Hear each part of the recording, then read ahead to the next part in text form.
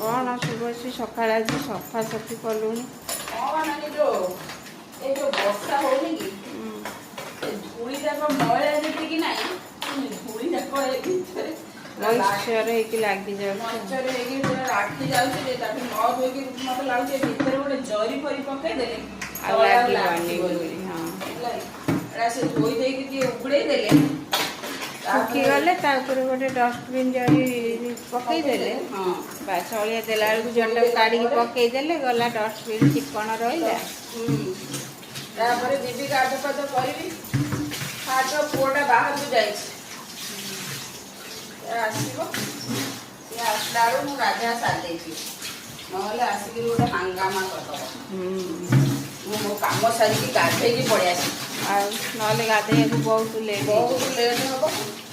ପଳାକୁ ଧୋଇ ଦେଇକିରି ପଳା ଗାଧେଇକି ପଳେଇ ଆସିବି, ତାପରେ ଯୋଉ କାମ। ହଁ,